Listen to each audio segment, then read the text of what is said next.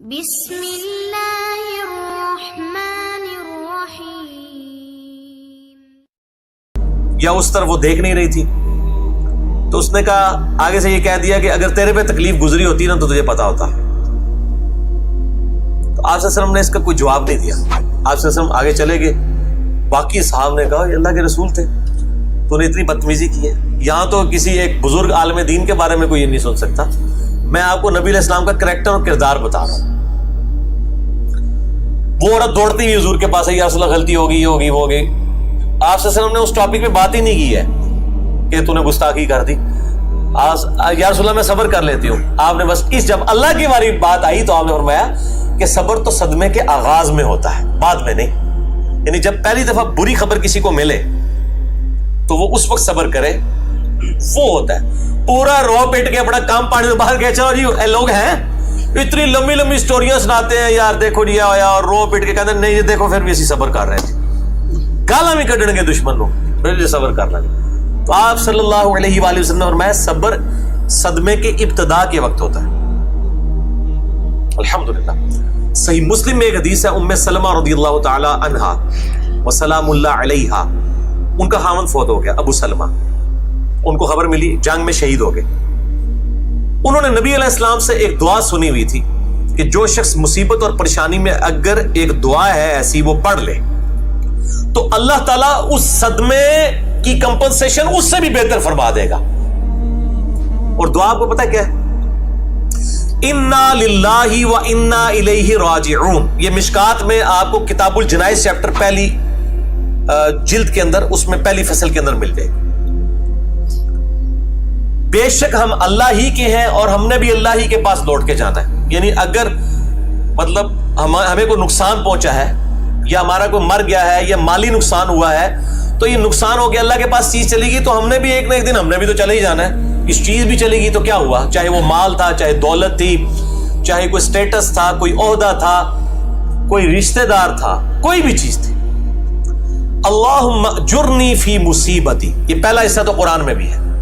اللہم اجرنی, یہ میم کے اوپر جزم ہے, یعنی اس کو آپ نے جھٹکے سے پڑھنا. اللہم اجرنی فی مصیبتی, اے اللہ مجھے اجر عطا فرما اس مصیبت میں. کیونکہ بخاری مسلم حدیث ہے جب بھی کسی کو کوئی مصیبت پہنچتی ہے تو اللہ تعالیٰ اس کے بدلے اس کے گناہوں کو معاف کر دیتا ہے. حتیٰ کہ کسی مسلمان کے پاؤں میں کانٹا بھی چبھے, اسے کوئی دکھ درد اندیشہ بھی پہنچے, بخاری مسلم میں اندیشے کے بھی الفاظ ہیں. اندیشہ یہ ہے کہ بھی ہوا کچھ نہیں, ٹینشن لگ گئی ہے کہ یار کدھر نہ ہو جائے. اگر یہ بھی اسے کوئی تکلیف پہنچی ہے نا اور اس کے اوپر بھی کہ نہیں جو اللہ کی مرضی اللہ خیر ہی کرے گا, تو اللہ تعالیٰ اس کے بدلے بھی اس کے گناہوں کو معاف کرتا ہے.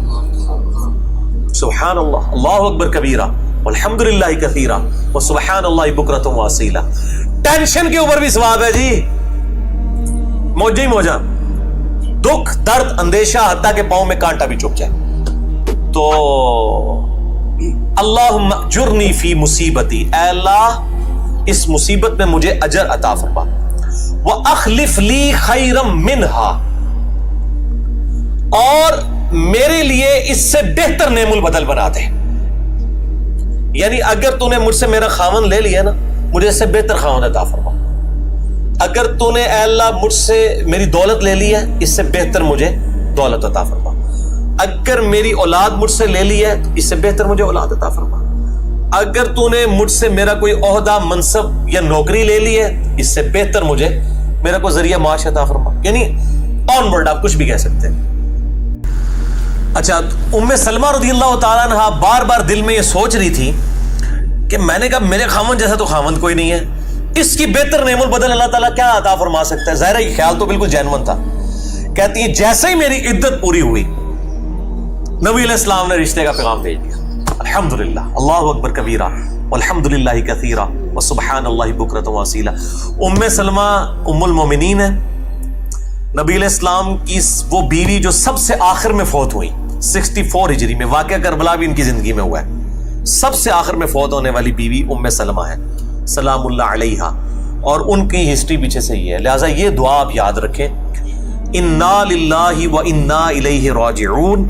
اے اللہ ہم خود بھی تیری ہی طرف سے آئے ہیں, سب کچھ تیری طرف سے ہے اور تیری ہی طرف لوٹ کر جانا ہے.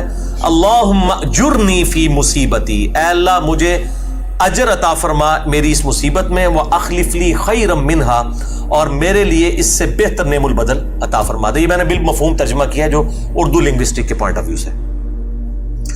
یہ دعا جو ہے وہ آپ ضرور یاد کریں، اور مشکات کے اندر آپ کو کتاب الجنائز جو چیپٹر ہے اس کے اندر آپ کو یہ دعا مل بھی جائے گی۔ پہلی ہی فصل کے اندر جو مریض کی عیادت اور وہ والا بیان ہے اس والے باب کے اندر آپ کو یہ حدیث مل جائے گی انشاءاللہ تعالی۔ اس میں جو کتاب الجنائز ہے اس میں انٹرنیشنل نمبر کے مطابق حدیث نمبر ہے 1618 1618۔